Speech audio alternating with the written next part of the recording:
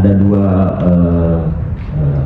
mekanisme penanggulangan biaya, dan ini sudah terjadi. Jadi ada dua daerah yang sudah menetapkan KLB di tingkat kota kabupaten, dan ketika pemerintah kota kabupaten menetapkan KLB, maka itu pemerintah daerah bisa mengklaim dananya itu ke asuransi. Nah, kemudian bagi daerah-daerah yang tidak menetapkan KLB, maka seluruh biaya sejauh ini ditanggung oleh Badan Gizi Nasional.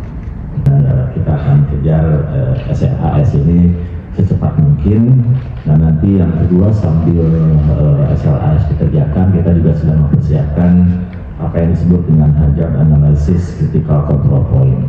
Ini lebih banyak nanti ke arah keamanan pangan, prosesing keamanan pangan, yang kita nanti tentu saja akan bekerjasama dengan lembaga yang memang berwenang terkait dengan sertifikasi HACCP ini, yang pasti sudah disertifikasi oleh KAN. Demikian. Jadi bukan BGN yang sertifikasi, kita mempersiapkan. Jadi aturan yang sudah saya buat itu agar seluruh SPG itu melihat perubahan-perubahan apa saja yang dipersiapkan agar siap ketika ada lembaga yang akan mensertifikasi terkait dengan hazard analysis critical control point.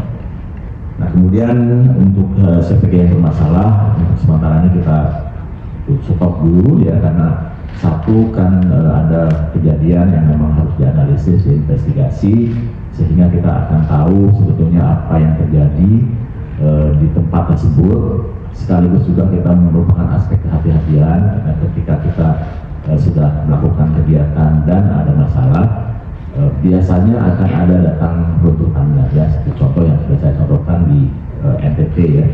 Jadi ada satu kejadian di NTT, satu SMP itu kita stop bagi pada kejadian, dan 10 hari kemudian ternyata di SMP itu mengalami keracunan yang bukan dari MBG. Ini salah satu aspek untuk kehati-hatian terkait dengan hal tersebut. Sambil juga SPPG bermasalah, selain melakukan investigasi dan analisis perbaikan, apakah nanti akan ada perbaikan fasilitas dan lain-lain, juga sambil memitigasi kepada atau melakukan kegiatan-kegiatan kepada para penerima manfaat, karena setiap kali kejadian kan ada yang tersakiti ya, setiap kali kejadian kan ada orang tua yang khawatir, setiap kali kejadian kan juga ada kepercayaan publik yang terganggu, yang tergores. Nah, oleh sebab itu, maka SPG yang bersangkutan, baik kita SPG maupun mitranya, harus melakukan pendekatan terkait dengan trauma yang muncul di masyarakat. Dan itu adalah salah satu tugas yang harus dilakukan.